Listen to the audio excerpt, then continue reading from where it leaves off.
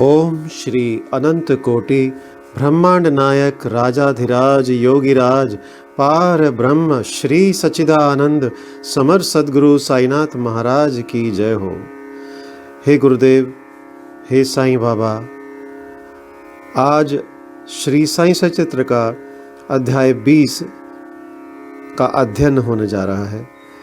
हे प्रभु, हे गुरुदेव, आशीर्वाद देकर फलीभूत करें।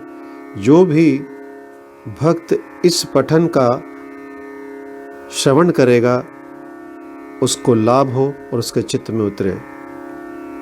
आइए अध्याय 20 का अध्ययन शुरू करते हैं। श्री काका साहेब की नौकरानी द्वारा श्री दासगणों की समस्या का विलक्षण समाधान।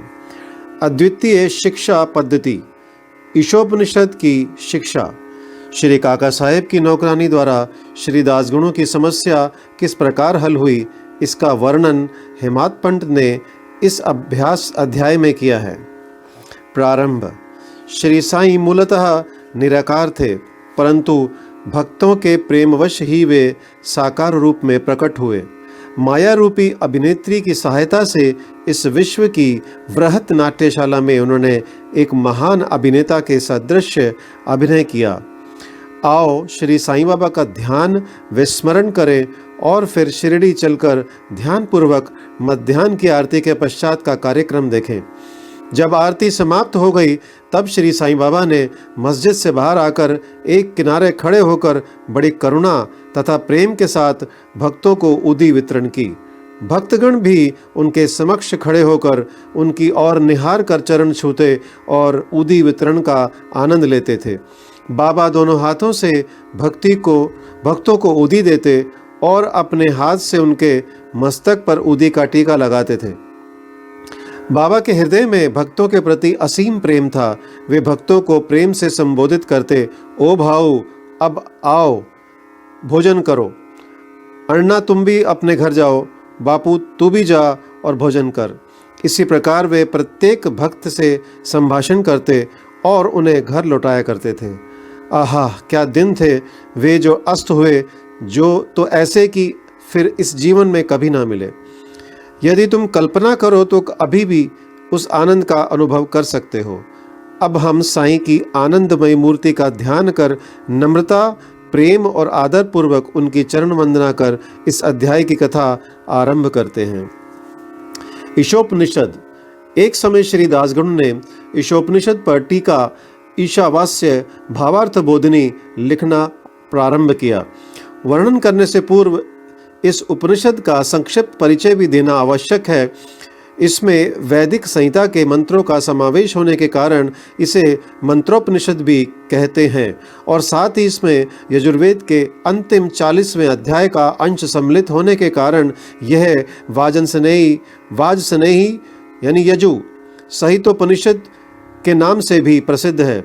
वैदिक संहिता का समावेश होने के कारण इसे उन अन्य उपनिषदों की अपेक्षा श्रेष्ठतर माना जाता है, जो कि ब्राह्मण और आरण्यक अर्थात मंत्र और धर्म इन विषयों के विवरणात्मक ग्रंथ की कोटि में आते हैं। इतना ही नहीं, अन्य उपनिषद तो केवल ईशोपनिषद में वर्णित गुण तत्व पर ही आधारित टीकाएं हैं। पंडित सातवलेकर द्वारा रचित बृहदारण्यक उपनिषद एवं ईशोपनिषद की टीका प्रचलित टीकाओं में सबसे श्रेष्ठ मानी जाती है। Professor R.D. रानाडे का कथन है कि ईशोपनिषद एक लघु उपनिषद होते हुए भी उसमें अनेक विषयों का समावेश है, जो एक असाधारण अंतर्दृष्टि प्रदान करता है। इसमें केवल 18 श्लोकों में ही आत्म तत्व वर्णन, एक आदर्श संत की जीवनी जो आकर्षण और कष्टों के संसर्ग में भी अचल रहता है, कर्म योग के सिद्धांतों का प्रतिबिंब जिसका बाद में सूत्रीकरण किया गया, तथा ज्ञान और कर्तव्य के पोषक तत्वों का वर्णन है, जिसके अंत में आदर्श, चमत्कारिक और आत्म संबंधी गुण तत्वों का संग्रह है।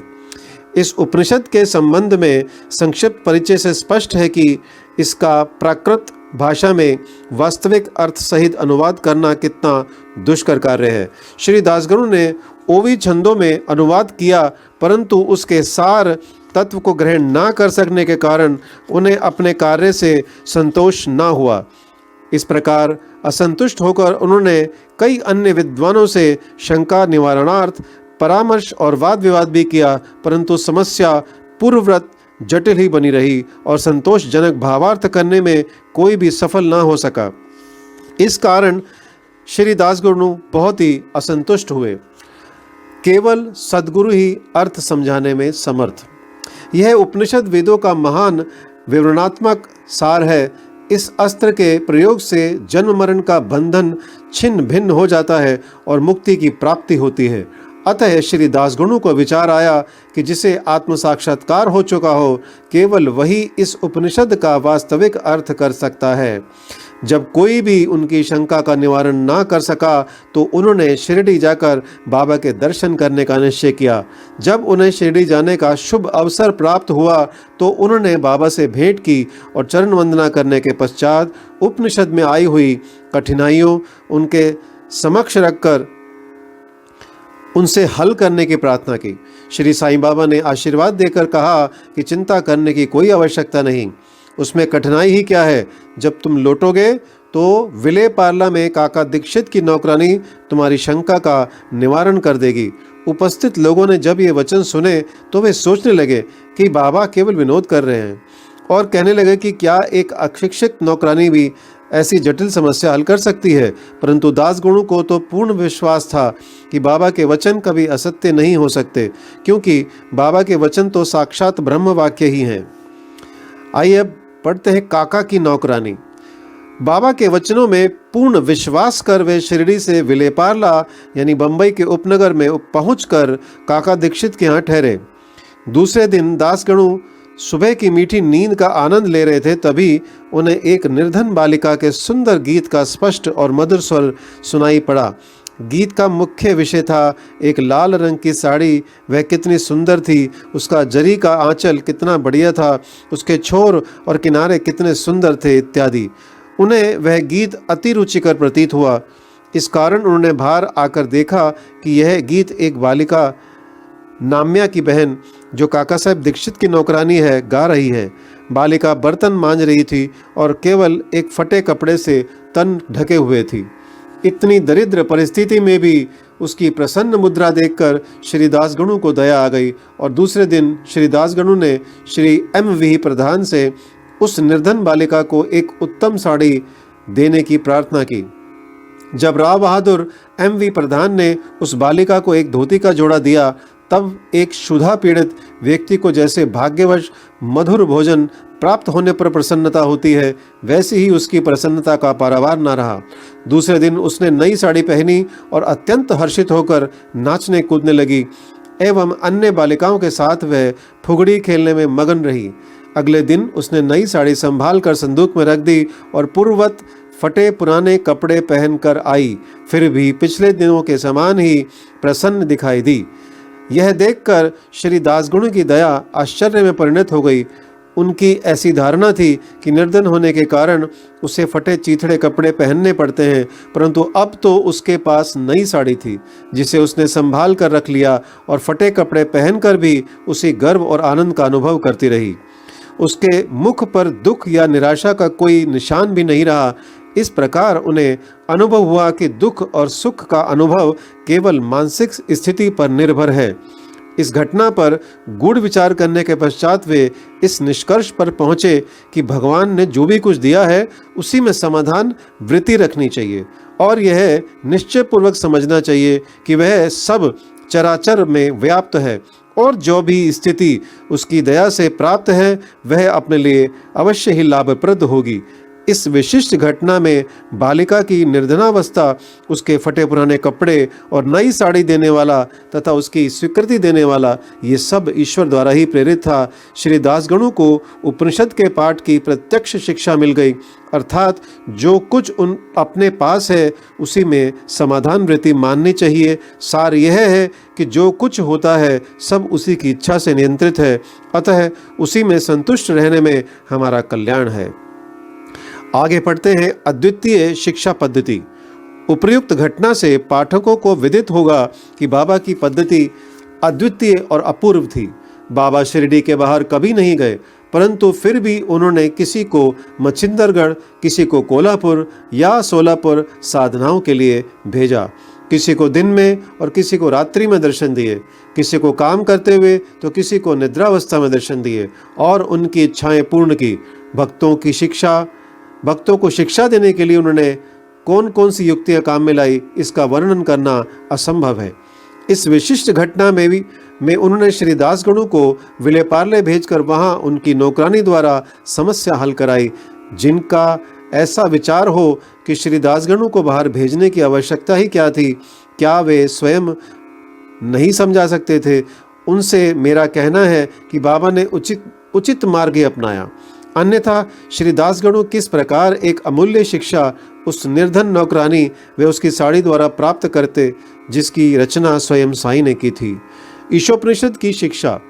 ईशोपनिषद की मुख्य देन नीति शास्त्र संबंधी उपदेश है। हर्ष की बात यह है कि इस उपनिषद की नीति निश्चित रूप से आध्यात्मिक विषयों पर आधारित है, जिसका इसमें वृहत रूप से वर्णन किया गया है। उपनिषद का प्रारंभ ही यहीं से होता है कि समस्त वस्तुएं ईश्वर से ओतप्रोत हैं। यह आत्मविषयक स्थिति का भी एक उपसिद्धांत है, और जो नीति संबंधी उपदेश उससे ग्रहण करने योग्य है वह यह है कि जो कुछ ईश कृपा से प्राप्त है उसमें ही आनंद मानना चाहिए और दृढ़ भावना रखनी चाहिए कि ईश्वर ही सर्वशक्तिमान है, और इसलिए जो कुछ उसने दिया है वही हमारे लिए उपयुक्त है। यह भी उसमें प्राकृतिक रूप से वर्णित है कि पराय धन की तृष्णा की प्रवृत्ति को रोकना चाहिए। सारांश यह है कि अपने पास जो कुछ है उसी में संतुष्ट रहना, क्योंकि यही ईश्वर की इच्छा है। चरित्र संबंधी द्वितीय उपदेश यह है कि कर्तव्य को ईश्वरेच्छा समझते हुए जीवन व्यतीत करना चाहिए, विशेषतः उन कर्मों को जिनको शास्त्र में वर्णित किया गया है। इस विषय में उपनिषद का कहना है कि आलस्य से आत्मा का पतन हो जाता है और इस प्रकार निरपेक्ष कर्म करते हुए जीवन व्यतीत करने वाला ही अकर्मण्यता के आदर्श को प्राप्त कर सकता है। अंत में कहा कि जो सब प्राणियों को अपना ही आत्मस्वरूप समझता है तथा जिसे समस्त प्राणी और पदार्थ आत्मस्वरूप हो चुके हैं, उसे मोह कैसे उत्पन्न हो सकता है? ऐसे व्यक्ति को दुख का कोई कारण नहीं हो सकता। सर्वभूतों में आत्मदर्शन ना कर सकने के कारण भिन्न भिन्न प्रकार के शोक, मोह और दुखों की वृद्धि होती है। जिसके लिए सब वस्तुएं आत्मस्वरूप बन गई हो, वह अन्य सामान्य मनुष्यों का छिंद्रान्वेषण क्यों करे? श्री सद्गुरु साईनाथ प्रणमस्तु। शुभम भवतु। ओम साई राम।